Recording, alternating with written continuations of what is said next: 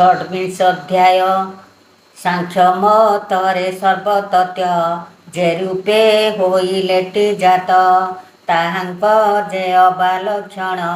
छबिसे होइछि बखाण विष्णु कहन्ति तोष मने मनुत नया सन्निधाने। श्री भगवान वाच एबे तु तत्वज्ञान शुण जेणे जीवर परित्राण जे भावे संसार तुटे सुदृढ़ रुद गंठी फिटे तत्वोत्पन तम नाशे निर्मल ज्ञान ही प्रकाशे। एणु ये तत्व ज्ञान कही शुण जननी मन देई जेमंत तत्व ज्ञान जानी जे भावे लभी चक्र पाणी जे आत्मा अनादि पुरुष प्रकृति परे जार बास भावे निर्गुण अटई ज्योतिष रूपे प्रकाशई व्यापीछि ए विश्व संसारे प्राणिक अभ्यंतरे। ये रूपे प्रकृति पुरुष सूक्ष्म स्वरूप प्रकाश से विष्णु सृष्टि इच्छा करी आदि प्रकृति रूप धरी त्रिगुण जात से करई रजस्वातिक तम देई रजेश जई पाळे सते तमस रूपे हरे निते। ए रूपे लीला जे करई दैवी माया गुणमयी जीवर नाना रूप करे चित्र विचित्र ए संसारे प्रजा सर्जई नाना कल्पे स्थावर जंगमादि रूपे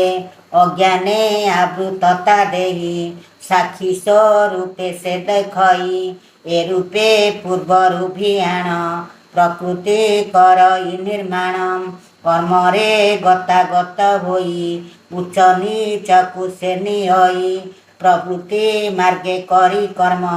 प्राणी लभंती पथ श्रम निवृत्ति मार्गे मुख्य होई एबेनी मार्ग से भियाई साक्षी स्वरूपे सर्वदेही देखई हृद पद्मे रही कार्यकारणे कर्ता होई प्रकृति जेते कसर्जई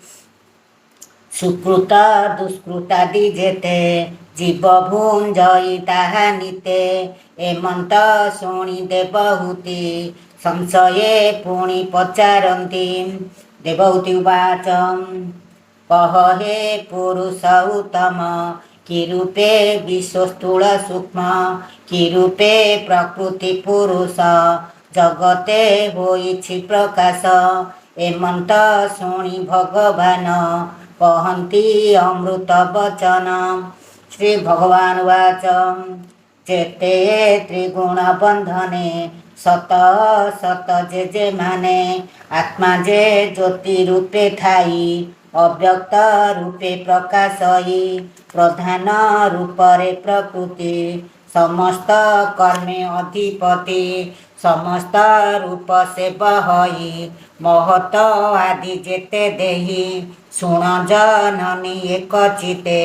चतुर्विंशति तत्व जेते पंचपंच जे चतुर्दश प्रत्येके करिबा प्रकाश पृथ्वी आप तेज बात आकाश आदि पंचभूत गंधरूप जे रस शब्द स्पर्शादि तन मात्र भेद जिह्वा नासिका चक्षु कर्ण चर्म पाणी पाद वचन भूषण पायु ए दशम इंद्रिय बोली एहा नाम मन बुद्धि जे अहंचित चतुर्विंशति एहु तथ्य पंचविंशति काल कही। ए रूपे संख्या क्रम होई प्रकृति एते रूप होई कार्यकारणे प्रवर्तई काल स्वरूपरे पुरुष सकल कराई प्रकाश एते ही मुग्ध अहंकारे से काले डरे निरंतरे ए देहे कर्ता से हुई समस्त भोग से करई प्रकृति जार चेष्टा बड़े सर्जिना सही भूमि तले काल स्वरूपी भगवान आत्ममायारे करे लीन ए पंचविंश रूप होई ଅପରେ ଶୁଣ ମନ ଦେଇ ପୁଣି ସେ ପରମ ପୁରୁଷ ପ୍ରକୃତି ମଧ୍ୟତା ପ୍ରକାଶ ସେ ସର୍ବଭୂତେ ପରିପୂର୍ଣ୍ଣ ଜଳରେ ଚନ୍ଦ୍ରମା ଯେ ସନ ପ୍ରକୃତି ତାର ତହୁଁ ଜାତ ତା ତହୁଁ ହୁଏ ମହତତ୍ୱ ହିରଣ୍ୟମୟ ତାର ଦେହି ବ୍ରହ୍ମାଣ୍ଡ ମଧ୍ୟ ବିରାଜଇ ଏ ବିଶ୍ୱ ଆତ୍ମା ଯେ ଅଟଇ ସୂକ୍ଷ୍ମ ସ୍ୱରୂପେ ଅଛି ରହି ଆତ୍ମାରେ ପ୍ରକାଶ ସେ ହୋଇ ଏ ଘୋର ତିମିର ନାଶଇ ଯେ ସ୍ଥାନେ ରାଗ ଦେଶ ନାହିଁ ପର ପର ନ ଜାଣଇ ସତ୍ୟ ଗୁଣରେ ପ୍ରକାଶଇ ନିର୍ମଳ ଜ୍ୟୋତିର୍ମୟ ଦେହି ସେ ବିଷ୍ଣୁ ଭକ୍ତି ଲାଭ ସ୍ଥାନ ବାସୁଦେବଟି ଯାର ନାମ ଅଧ୍ୟାତ୍ମ ରୂପୀ ସେ ଚୈତନ୍ୟ ମହତ ବୋଲି ତାର ନାମ ପର ପରେ ବ୍ୟାପିଛଇ ବିକାର ଭାବ ଯାର ନାହିଁ ସ୍ୱଚ୍ଛ ସୁଶାନ୍ତ ଭାବ ବହି ଅମୃତମୟ ତାର ଦେହି ମହତ ତହୁଁ ଜାତ ହୋଇ ଯେ କ୍ରିୟା ଶକ୍ତି ରୂପ ବହି ସେ ଅହଙ୍କାର ରୂପ ତିନି ଜନ୍ମଇ ଶୁଣ ଗୋ ଜନନୀ ସ୍ୱାତିକ ରାଜସତାମସ ଏ ତିନି ହୁଅନ୍ତି ପ୍ରକାଶ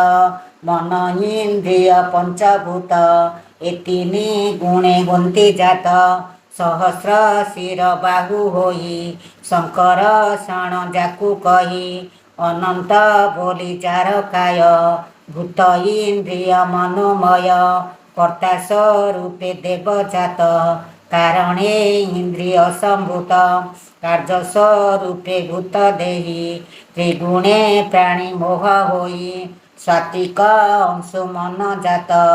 ସଂକଳ୍ପ ବିକଳ୍ପରେ ସ୍ଥିତ ଋଷିକ ମାନଙ୍କ ଈଶ୍ୱର ଶ୍ୟାମ ସୁନ୍ଦର କଳେବର ତା ଭକ୍ତି ସାଧି ଯୋଗୀ ସିଦ୍ଧ ଯାହାର ନାମ ଅନିରୁଦ୍ଧ ରଜୋଗୁଣରୁ ବୁଦ୍ଧି ଜାତ ଦ୍ରବ୍ୟ ବିଜ୍ଞାନ ଇନ୍ଦ୍ରିଧୃତ ସଂଶୟ ବିପର୍ଯ୍ୟାସ ବେନି ନିଶ୍ଚୟ ସ୍ମୃତି ନିଦ୍ରାଥିନୀ ଏ ପାଞ୍ଚ ବୁଦ୍ଧିର ଲକ୍ଷଣ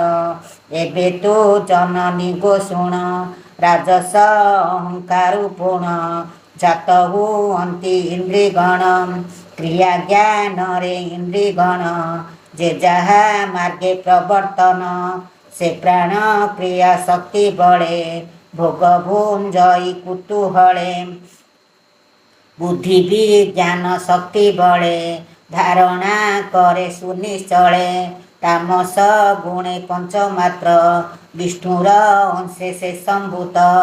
ଆକାଶ ଗୁଣ ସ୍ତୋତ୍ର ହୋଇ ଶବଦ ସଂଗ୍ରହ କରଇ ଶବଦ ତନ୍ମାତ୍ର ଗଗନ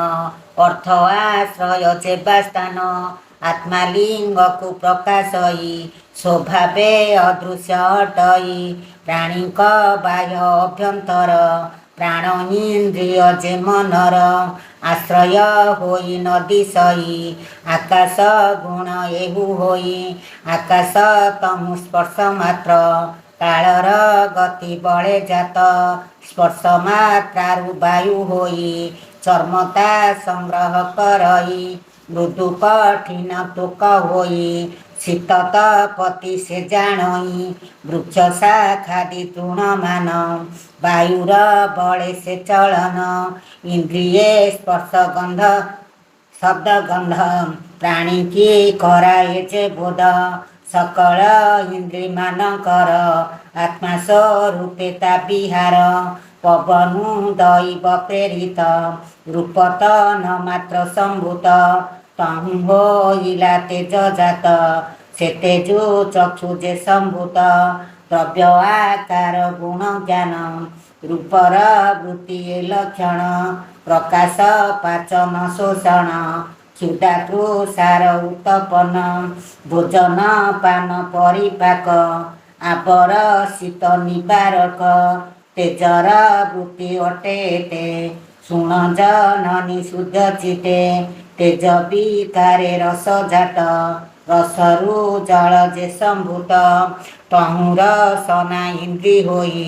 ଯେ ସର୍ବ ସ୍ୱାଦକୁ ଘେନଇ पटुक साय जे आंबिळ पितल बण जे मधुर ए रूपे भेद भाव बही एकई रस नाना ଥାଇ ତିନିଟାଏ ମାଟି ପିଣ୍ଡୁଳାଏ ଜୀବନ ରଖେ ତୃପ୍ତି ଦିଏ ପାପ ନିବାରେ ମୃତ୍ୟୁ କରେ ବହନ୍ତେ ପୁଣ ପୁଣ ଭରେ ଜଳର ସାଧାରଣ ଗୁଣ ଏବେ କହିବା ମାତ ଶୁଣ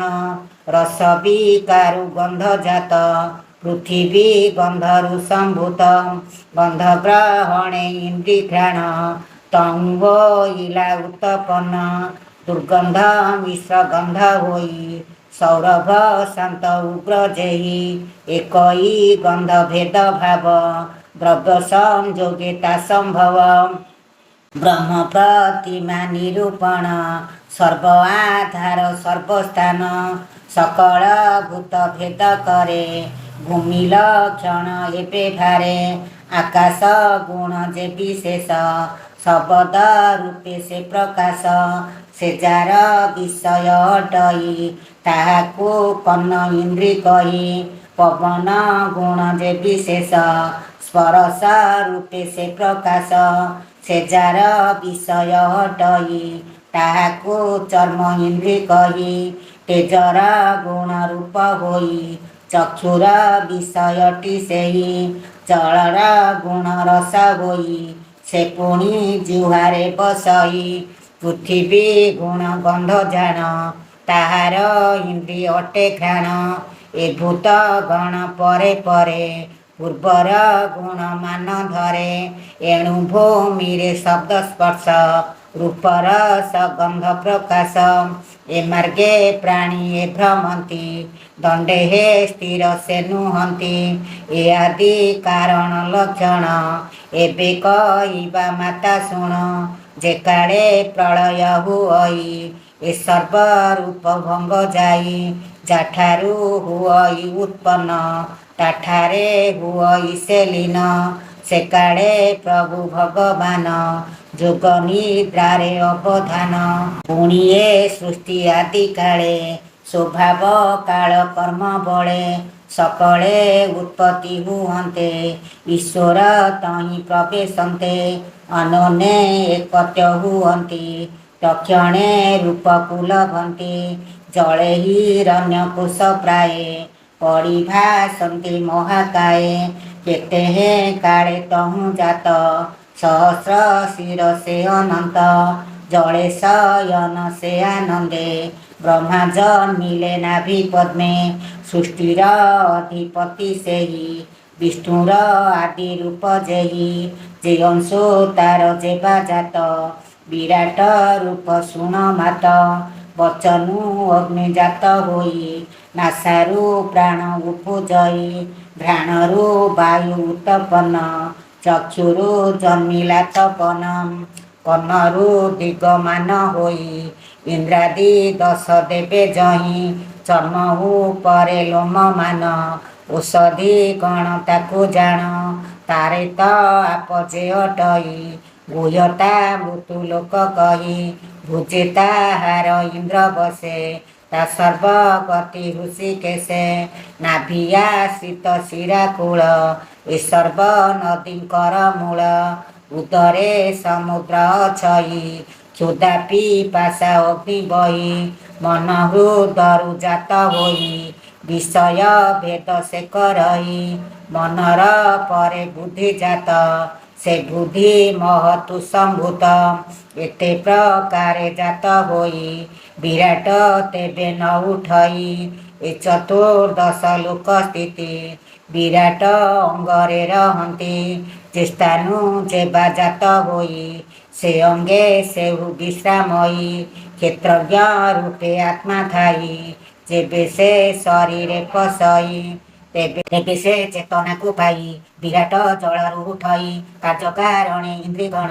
आत्मा को करांति भ्रमण ए भावे जानी मोर पादे जेबा भजई अप्रमादे ए भव जलु से तरई ए माया ताकु न लागई तृतीय स्कंदे भागवत अमृत रसमय गीत। ସୁଜନ ଜନେ ଏଣେ ରସ କହିଲା ଜଗନ୍ନାଥ ଦାସ।